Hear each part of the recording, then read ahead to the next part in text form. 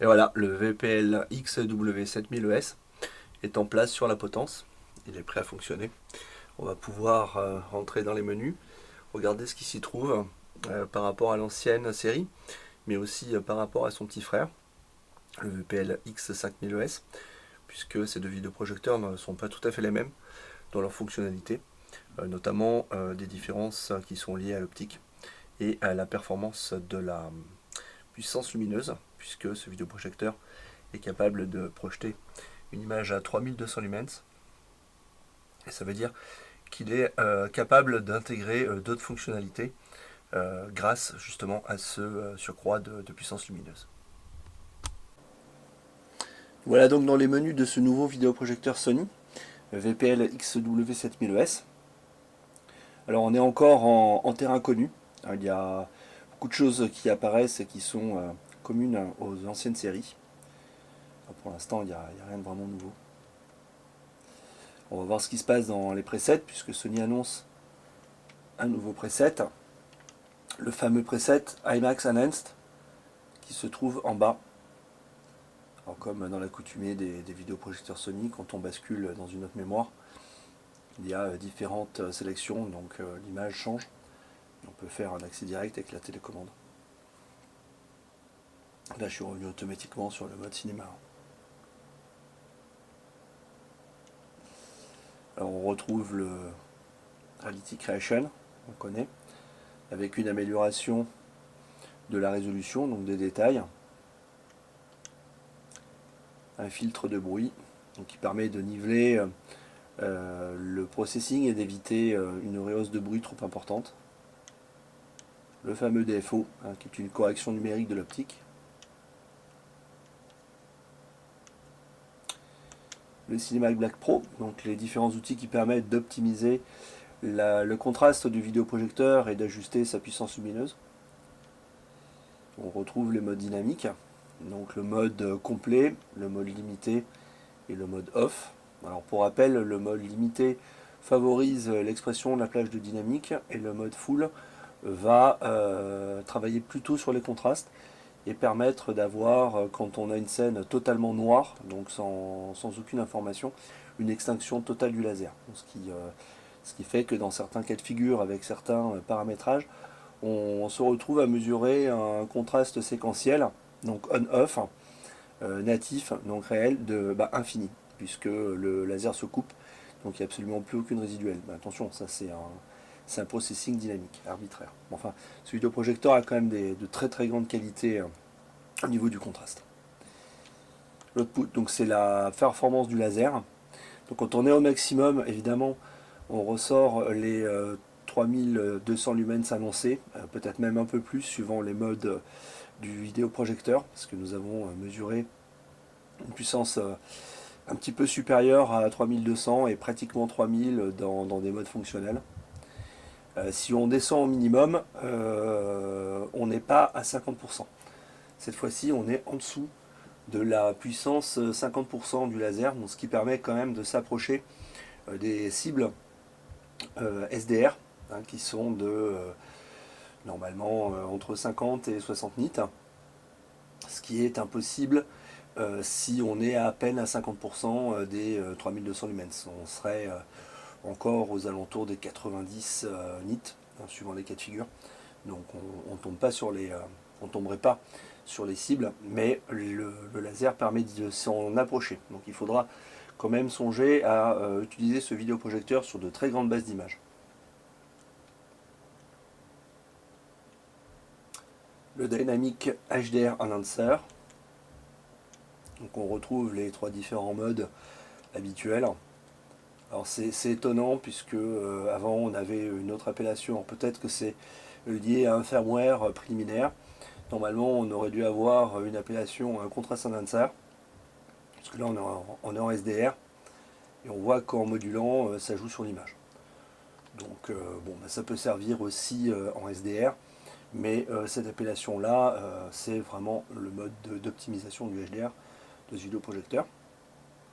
Tout ça c'est des choses qu'on connaît pour l'instant, puisque ça existait déjà sur la série précédente, donc la série 90. Le motion flow, sur lequel on ne trouve plus que 3 modes, en plus du mode off. Donc le True Cinema qui est indexé sur une cadence d'image de 24 images secondes, le mode bas et le mode haut. On a perdu le mode impulse, on a perdu aussi le mode combinaison. Bon, moi je regrette un peu parce que le mode combinaison mange un petit peu de puissance lumineuse, mais a contrario, il permettait d'avoir une image fluide et très naturelle. Donc bon, on verra si Sony rajoute cette fonctionnalité-là sur des prochains modèles ou sur des mises à jour. Mais pour l'instant, c'est ce qu'on dispose pour le Motion Flow. Le réglage de contraste, hein, évidemment, hein, qui est classique. Donc tous les réglages visuels de l'image. Les températures de couleur, donc toujours les mêmes sélections proposées par Sony, qui sont dupliquées. D93 correspond à Custom 1, et ainsi de suite, jusqu'à Custom 5, qui est un mode très particulier qui permet de booster la puissance lumineuse, donc d'exploiter le vidéoprojecteur sur sa luminosité totale, mais qui a une colorimétrie qui n'est pas dans les clous. Donc normalement on ne s'en sert pas. Dans la page des ajustements experts, donc les choses supplémentaires, on a beaucoup de choses qui ont disparu, notamment dans les réductions de bruit. Dans les versions précédentes, il y avait du MNR par exemple. Là, on n'a plus qu'un réducteur de bruit traditionnel. On conserve quand même le Smooth Gradation. Donc ça, c'est l'algorithme qui permet de limiter les problèmes de postérisation, hein, toujours sur 3 niveaux, en plus du niveau off. Le sélecteur de gamma, qui n'a pas changé. C'est toujours les mêmes sélections de gamma qu'on connaît chez Sony. Donc là, je suis sur un preset qui n'est pas calibré. Hein. C'est pour ça qu'on a une sélection Gamma 7. C'est les présélections du mode Cinema 1 par défaut. Le correcteur de couleur, donc c'est le CMS hein, qu'on peut enclencher et donc on peut régler. Ça n'a pas changé.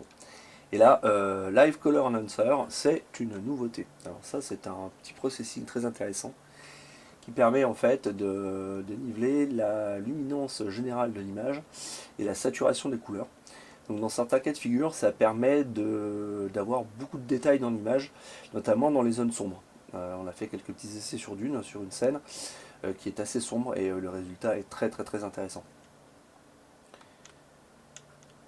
La gestion du HDR, donc la sélection de la courbe du HDR. Donc toujours les modes automatiques qui sont apparus depuis la série 90, donc avec la possibilité de choisir le mode HDR 10 ou le HLG.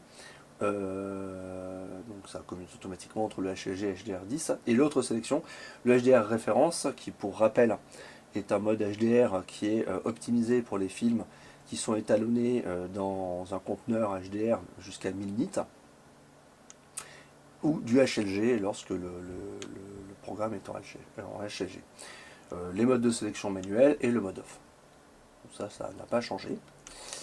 Les modes d'espace de couleur, hein, ça n'a pas changé non plus. On a accès au BT709, au BT2020, l'espace, le Color Space 1, le 2, le 3, et un mode custom donc, qui permet de, en fait c'est un mode vierge plus ou moins, qui permet d'éditer et de créer son propre espace de couleur. En sachant que sur cette nouvelle gamme de vidéoprojecteurs, Sony annonce une possibilité d'afficher jusqu'à 95% du DCI. Alors, ça se trouve sur l'espace 2 hein, qu'il faut ouvrir, qu'il faut éditer et qu'il faut biduler un petit peu pour arriver, enfin s'approcher de cette performance. L'input lag, alors là c'est le petit accessoire qui permet, enfin le paramètre qui permet de réduire au maximum la latence donc pour favoriser le mode jeu. Et donc comme sur les anciennes gammes, quand on l'enclenche et qu'on retourne à nouveau dans les menus, on se rend compte qu'il y a des choses qui ont disparu. Y compris dans le menu standard, on n'a plus le Motion Flow par exemple. Là cette fois-ci le Motion Flow a été complètement supprimé. L'option Motion Flow Impulse n'apparaît plus. Avant c'était une possibilité suivant le vidéoprojecteur Sony. Là maintenant c'est terminé. Bon, ce qui n'est pas plus mal parce que finalement quand on réduit la latence, on veut la latence la plus basse, et de conserver quelques options qui peuvent pénaliser la performance, ça n'a pas tellement de sens. Alors, par rapport à son petit frère, on récupère une gestion de position d'image. Donc ça veut dire qu'il y a de la mémoire de zoom, normal, puisque cette optique-là est motorisée. Donc à la différence de l'optique du VPL XW5000ES, qui elle est totalement mécanique et manuelle. Là, on a une motorisation électrique, donc avec des mémoires de zoom. C'est sympa de les avoir récupérées. Alors ce qui servira plus tellement en définitive, sauf si on utilise peut-être un prisme anamorphique, puisque cette nouvelle gamme de vidéoprojecteurs utilise des matrices qui sont au ratio 16 neuvième et plus 17 neuvième. Donc les petits bidulages entre différents ratios, c'est fini, ça ne se justifie plus. D'ailleurs, ça simplifie quand même pas mal les choses. Donc la gestion de l'aspect, donc il a été réduit aussi, il a été simplifié, forcément, puisque il n'y a plus de ratios particuliers donc, qui justifieraient de gérer différents ratios d'image, puisque là tout va se faire sur un écran 16 neuvième. Donc on trouve l'affichage dit normal, donc qui est l'exploitation 16 neuvième de la matrice, donc de la pleine matrice, le V-stretch et le squeeze, donc qui sont des modes qui permettent d'utiliser des prismes anamorphiques. Donc ça c'est dans différentes possibilités.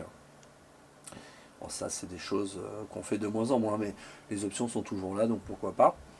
Le blanking, donc ça c'est l'utilisation de cache numérique pour masquer l'image. Donc c'est toujours les mêmes fonctionnalités, hein. C'est pour rogner les imperfections de l'image en bordure d'écran par exemple. Ou si on est en overscan et que les choses se voient un petit peu, on met les caches noires, c'est cache numérique, hein, donc on coupe l'activité de la matrice partiellement. Et ça permet donc de régler quelques petits problèmes éventuels. Bon, ça c'est toutes les fonctions standards qu'on connaît déjà, hein. La sélection de la langue, la position du menu, la possibilité d'avoir le vidéoprojecteur en mode altitude haut. Donc ça c'est quand on utilise le vidéoprojecteur, je sais pas moi, dans une station de ski par exemple, à cause de la pression de l'air, enfin de pas mal de choses, la ventilation va fonctionner différemment et va être optimisée par rapport à l'air en fait ambiant, donc ça permet de conserver le bon refroidissement. Bon, ça c'est des menus détails, il faut vraiment aller très très haut en montagne pour que ça soit justifié. Donc tous les autres paramétrages qu'on connaît déjà. Donc là il n'y a rien de vraiment nouveau. Alors, puisque ce vidéoprojecteur est encore compatible 3D, on a accès à des réglages 3D. Voilà, donc ça c'est bien. Donc il y a des modes manuels et il y a des modes automatiques. Si on commute, voilà, ça fait passer sur un mode 3D. Bon, c'est passablement gadget, mais ça a le mérite d'être intégré, vu que sur le VPL XW5000, la 3D a été retirée, donc le 7000 lui conserve tout ce qu'il faut pour la 3D. Donc ça c'est les mêmes choses qu'on avait sur les vidéoprojecteurs Sony. Donc ça implique une mémoire des presets spécifiques à la 3D. Donc là il y aura une mémoire pour le SDR, pour le HDR et pour la 3D. Alors que sur le 5000, forcément il n'y a que deux mémoires de presets. Bon, par preset, donc uniquement SDR et HDR. La gestion de plage dynamique HDMI, hein, donc un mode automatique, un mode limité, donc c'est le mode vidéo, et un mode full, donc c'est le mode informatique. Donc c'est simplement l'expression de la plage de dynamique. En général, si on laisse ça sur auto, ça fonctionne. Il peut y avoir une nécessité de rentrer en manuel si la source a des petits problèmes ou si ça communique mal avec le projecteur, mais ça arrive extrêmement rarement. C'est un problème qui n'existe plus vraiment en fait. Donc, la gestion du signal HDMI, hein, donc ça c'est ce qu'on connaît chez Sony. Donc il y a un mode standard qui est un mode dégradé, donc qui permet d'assurer les compatibilités avec des sources antérieures à la HDMI 2.0, donc des sources qui seraient en 1.4 et qui auraient du mal à passer, ou si la bande passante du câble HDMI est défaillante, ça permet de tout réduire et donc d'assurer une compatibilité. Le mode Enhanced Format, ça c'est l'utilisation pleine bande de ce que les ports HDMI du vidéoprojecteur sont capables de faire. Donc ça veut dire toute la compatibilité, y compris le nouveau mode qui a été rajouté 1080p 120, donc qui est un mode pour le gaming. Bon, ben ça c'est la possibilité d'avoir les mires de test et ensuite le setting lock, c'est pour bloquer tous les réglages, pour éviter qu'on change les réglages de manière accidentelle. Dans ce menu, bon, on retrouve encore la position de l'image, hein, donc ça correspond au réglage de la position du vidéoprojecteur, s'il est au plafond, s'il est sur une tablette, s'il est derrière l'écran. Hein, on a la possibilité de changer les 4 positions, les 4 possibilités. Anamorphic lens, ça c'est le rapport en fait de ratio, enfin de multiplicateur par rapport à la lentille anamorphique qui sera utilisée si on en utilise une. L'activation du trigger, donc ça le lie en fait à certaines fonctionnalités du vidéoprojecteur. Donc présélectionné comme ça, c'est intéressant. Power, donc ça peut dans la logique piloter un écran motorisé. Et V-Stretch, éventuellement la mise en place d'une lentille anamorphique devant l'optique du vidéoprojecteur, puisque souvent ces dispositifs-là sont motorisés. La sélection du capteur infrarouge, hein, devant, derrière. Donc on peut avoir les deux ou l'un ou l'autre. Donc ça c'est pour résoudre des problèmes éventuels de conflit de télécommande. L'ajustement des convergences des matrices, donc ça c'est traditionnel. Hein. On a soit un réglage global, soit un réglage précis par zone. Donc ça c'est quelque chose qu'on connaît, on choisit la matrice qu'on veut corriger et on peut changer entre 2 types d'affichage de mire. Alors suivant comment on a l'habitude de faire ça, ça n'a pas changé, c'est pas nouveau, ça fait des années que c'est comme ça dans les vidéoprojecteurs Sony. Les réglages du système réseau, puisque les vidéoprojecteurs Sony peuvent être pilotés par IP et certaines fonctionnalités aussi accessibles par le réseau.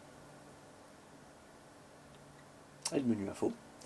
Le menu info qui nous indique le modèle, le numéro de série, le signal rentrant comme d'habitude, la version du firmware, la durée de fonctionnement et les températures. Donc ça, la température c'est assez intéressant parce que ça permet de savoir si oui ou non l'environnement est trop chaud pour le vidéoprojecteur. Hein, ça permet de savoir si tout va bien. Donc si le vidéoprojecteur est dans un local fermé, hein, ça on peut le faire. Si le local est mal ventilé, le vidéoprojecteur va chauffer. Donc ça permet d'aller dans le menu et de vérifier que tout va bien. Donc bon, pourquoi pas. Maintenant, je vais vous montrer ce que donne le vidéoprojecteur en HDR et on va voir ce qui se passe dans les menus quand on a un film en HDR.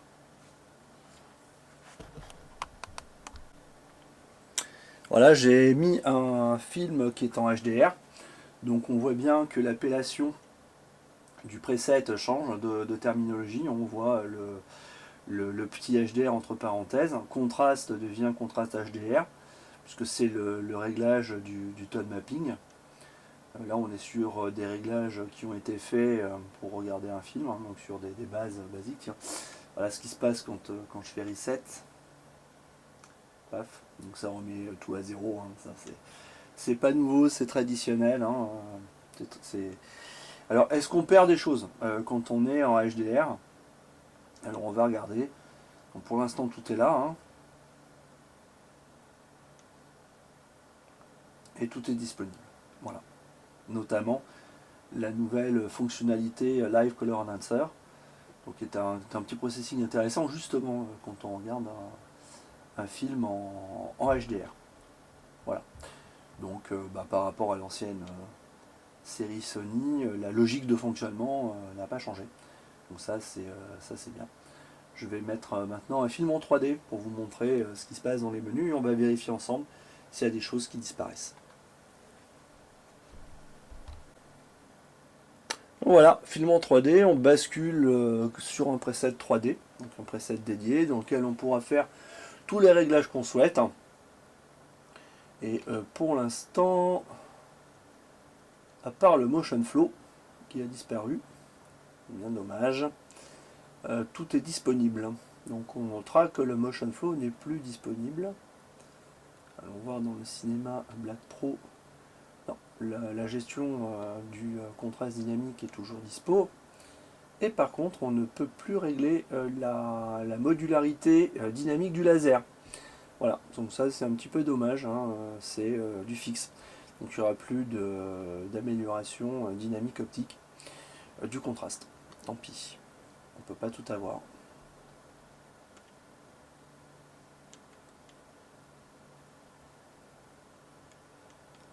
Donc pour l'instant, deux fonctionnalités qui disparaissent.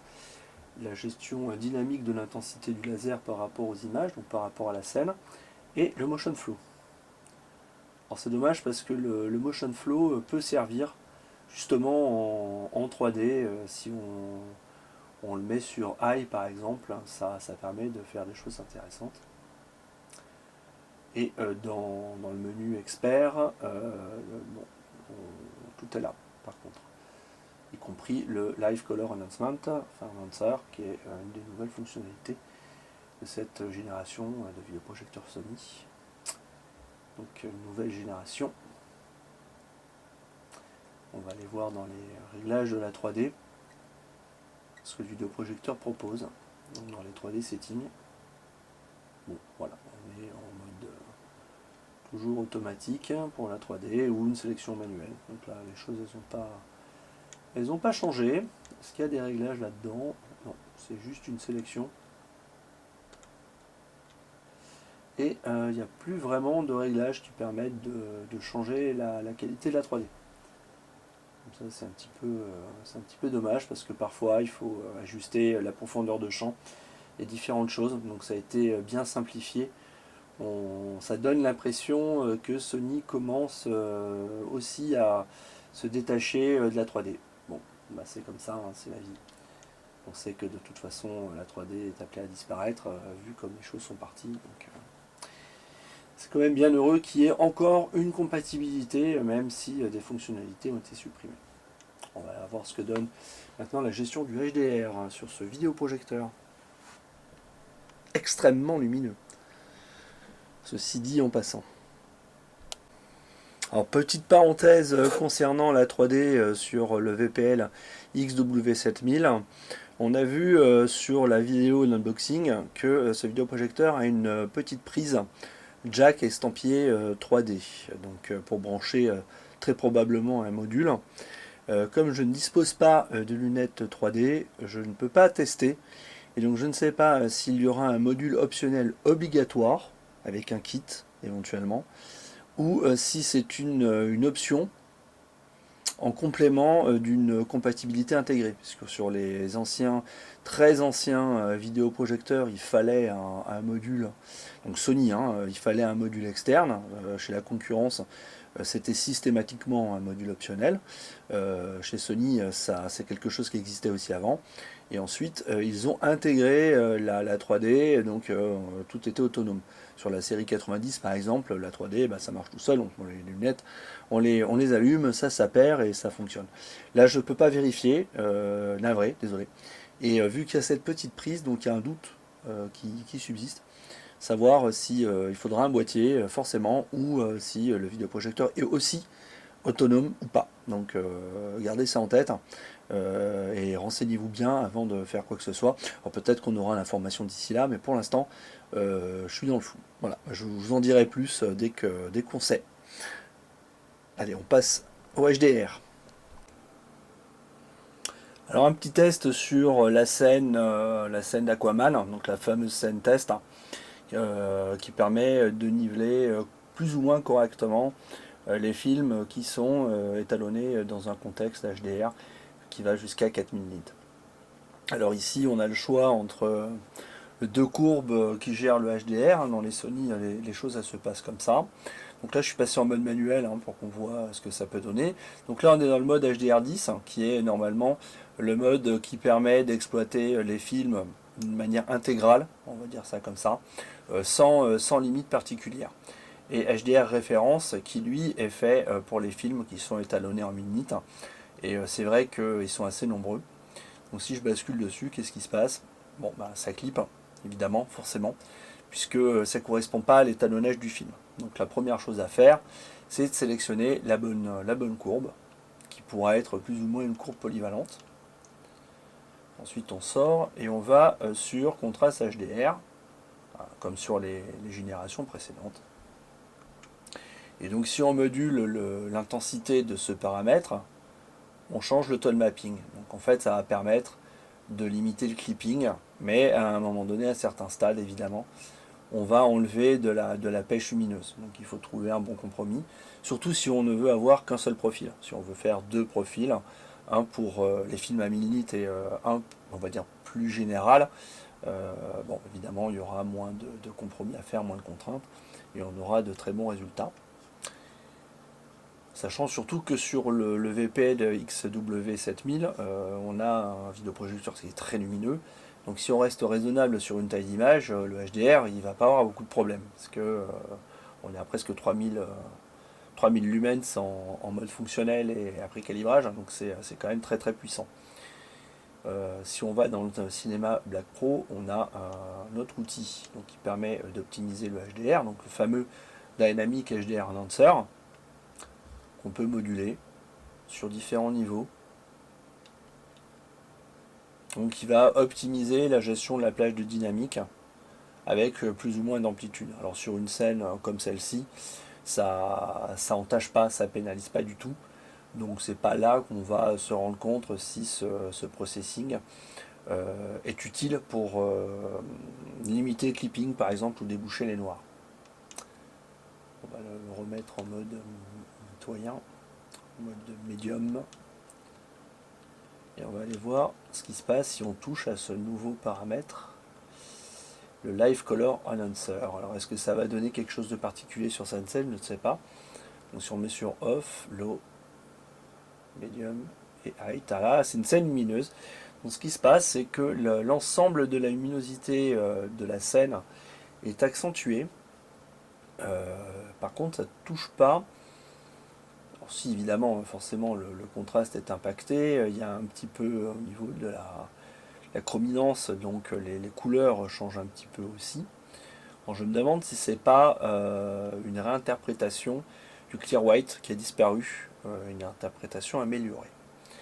Mais en tout cas, sur cette scène, ça fait pas de dégâts, donc on peut se dire qu'on peut le laisser sur l'eau.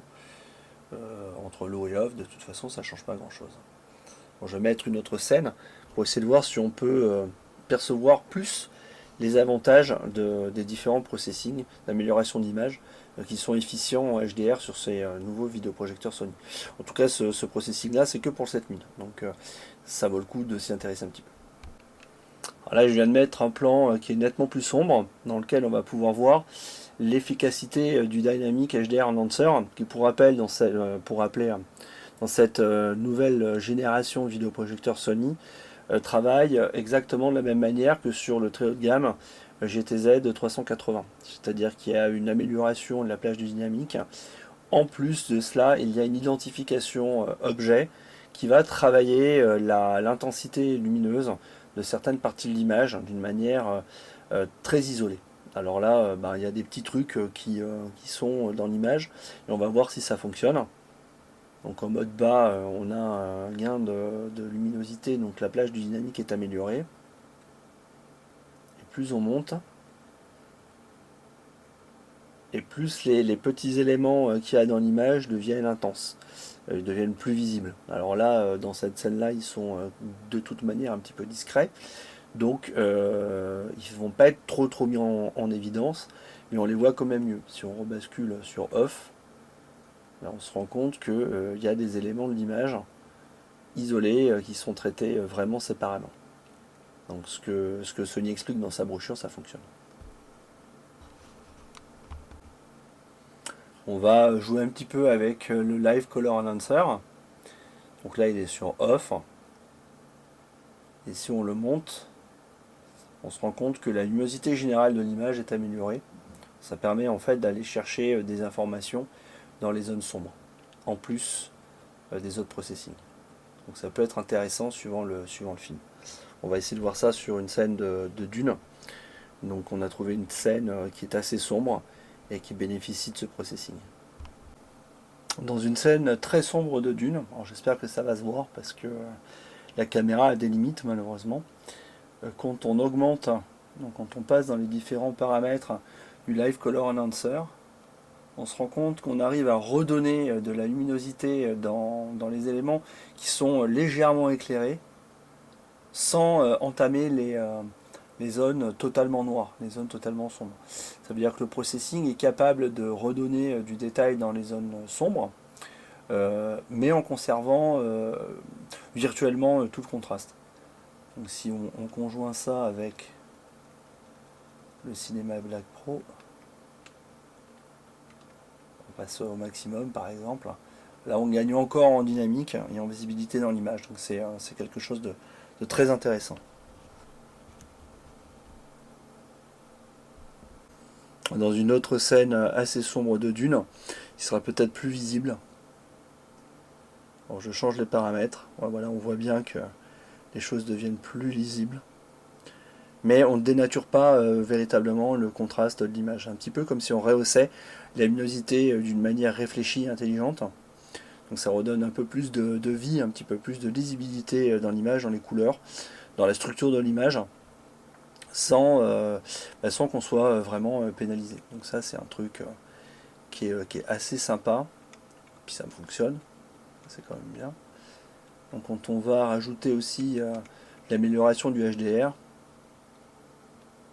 on peut avoir une image extrêmement dynamique qui reste très contrastée, très détaillée. Donc c'est quelque chose de très intéressant. Voilà, ça c'est une image qui est intéressante pour tester le Dynamic HDR Enhancer. Parce que dans cette image là, on a des zones sombres, on a des zones un peu passablement éclairées et des objets, on va dire, qui sont très lumineux. Donc on va voir si le descriptif du nouveau processing tel qu'il est expliqué par Sony marche véritablement tel qu'il devrait. Donc en théorie, on va avoir une amélioration de la plage de dynamique sur l'ensemble de l'image, mais les petits objets, en l'occurrence des petits missiles là, très lumineux, devraient être mis en avant, être beaucoup plus lumineux que le reste, à mesure qu'on monte dans les réglages du Dynamic HDR Enhancer. Donc on va voir ce qui se passe. Effectivement, à mesure qu'on monte, il y a un travail qui est fait sur l'ensemble de l'image, mais en particulier sur ces missiles. Donc l'identification et le fonctionnement par objet, il fonctionne vraiment. J'avoue, c'est assez bluffant, parce qu'on se retrouve avec des parties de l'image isolées qui deviennent très très très lumineuses, et le reste de l'image qui conserve son contraste et la plage de dynamique d'origine. J'avoue, c'est quand même assez fort. On va voir ce que donne le fameux Live Color Enhancer dans une image comme ça, par exemple. En suivant les niveaux, il va augmenter l'ensemble de la luminosité, mais par contre, il va conserver les parties les plus noires. Elles vont rester noires. Donc il y a vraiment un travail intelligent dans le processing. Et si on combine tout au maximum, allez, soyons fous, avec le Dynamic HDR Enhancer, qu'est-ce qui se passe? On obtient une image qui est vraiment très très très péchue, qui s'approche des DTM qui sont poussés au maximum par exemple, alors que là il ne s'agit pas véritablement d'un DTM, puisqu'on travaille sur la base d'une courbe de gestion du HDR en statique. J'avoue que le rendu est pas mal du tout, et si on met les réglages par défaut, ça va demander d'avoir la main un peu plus légère sur certaines choses. Il y a un rendu qui est déjà exceptionnel. Ça marche vraiment super bien. Alors je vous propose qu'on regarde rapidement le fameux test des chevaux sur le Blu-ray Spears and Moonsil, parce qu'il est très illustratif de ce qui se passe dans une gestion du HDR. Donc le fameux Blu-ray Spears and Moonsil avec ses différentes vidéos tests que l'on peut paramétrer. Et on va commencer par l'épreuve absolue. Donc des vidéos qui sont dans un contexte HDR qui monte jusqu'à 10 000 nits en BT2020. Allez, c'est parti. On est donc sur la fameuse scène des chevaux dans la neige. Et on va faire un petit réglage pas à pas pour voir ce qui se passe dans ce cas extrême. Bon, il ne faut pas trop s'y attarder parce que des films en 10 000 nits, en tout cas qui sont étalonnés dans un contexte de 10 000 nits, je ne connais pas beaucoup. À part ce Blu-ray test, je ne connais pas un seul film qui présente autant de problématiques. Donc, Le début de toute chose, quand on règle le HDR sur un vidéoprojecteur Sony, on choisit entre HDR10 et HDR référence. Là en l'occurrence, si on passe en HDR référence, ça va pas du tout.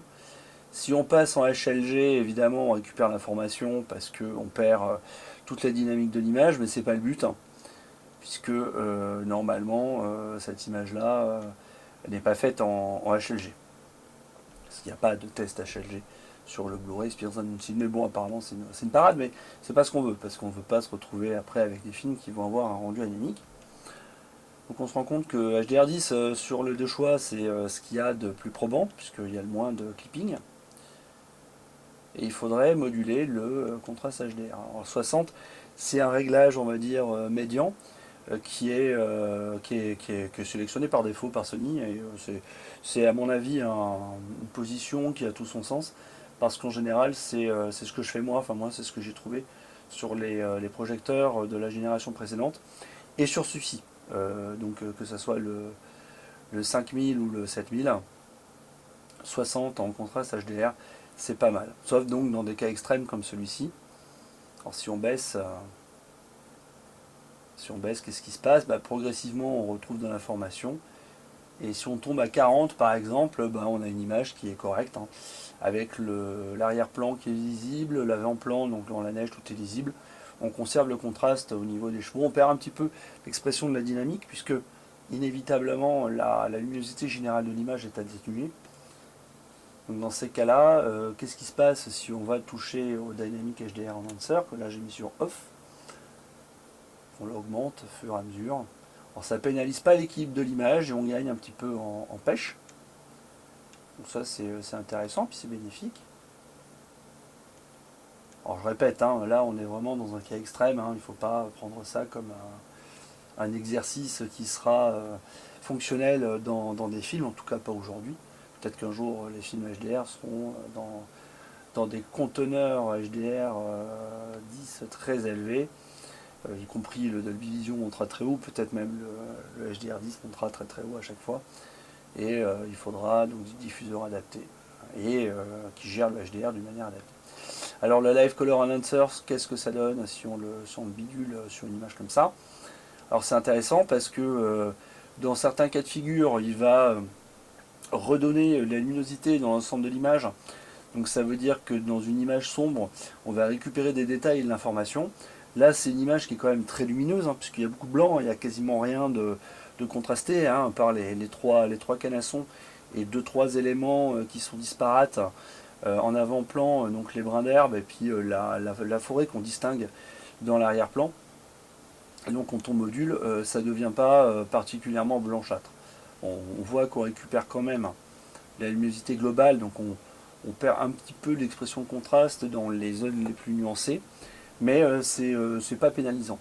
Donc si on veut gérer un équilibre entre les images très lumineuses et des images très sombres et récupérer de l'information dans les images sombres grâce à ce nouveau processing, c'est pas trop pénalisant, on peut s'en servir. Allez, on va passer à un autre mode d'essai et on va tout remettre à zéro pour ce faire. Donc maintenant on va diffuser les vidéos tests par rapport à l'étalonnage maximal de 4000 nits en BT 2020 toujours. Donc ce qui est pas forcément le plus courant, mais qui se produit assez souvent maintenant sur les films HDR, puisque il y a eu un consensus, plus ou moins en fait, au niveau de la production. Avant il y avait pas mal de variantes, notamment du 1100 nits, donc ça servait pas forcément à grand chose. Aujourd'hui le max lum est soit 4000 nits, soit 1000 nits suivant les films, quand il s'agit de HDR10 évidemment. Quand on est en HDR10+, ou en Dolby Vision, c'est encore autre chose. Mais vu que le vidéoprojecteur Sony qu'on teste aujourd'hui, le VPL XW7000 comme le 5000, ne sont toujours compatibles que HDR10 et HLG, pas de Dolby Vision encore, pas de HDR10+, encore, donc on va se contenter de ces tests. Allez, je passe directement à l'image.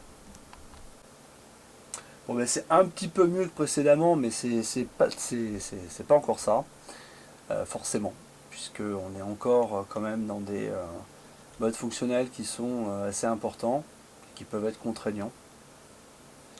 et j'ai tout coupé. Donc on va voir ce que ça donne si on passe en mode HDR référence. Bon, forcément, on est toujours très très loin des limites, donc ça marche pas. C'est encore pire, il y a plus de clipping. On va moduler sans toucher cette fois-ci contraste HDR pour voir ce qui se passe quand on modifie le Dynamic HDR Enhancer, qu'il a coupé. Bon, ça fait clipper. Donc c'est pas positif. Pour bien faire les choses et vraiment aller au bout de la réflexion, donc il faudrait, comme précédemment, baisser le contraste HDR, donc réajuster le tone mapping. Par la suite, on peut ensuite améliorer les choses. Voilà, il n'y a pas une incidence trop néfaste. Donc si je vais jouer aussi avec le Live Color Enhancer, on va dire qu'on va tout mettre au maxi. Bon bah voilà, ça permet d'avoir plus de lisibilité dans l'image sans que ça soit trop pénalisant. Mais il a fallu quand même bien baisser le tone mapping.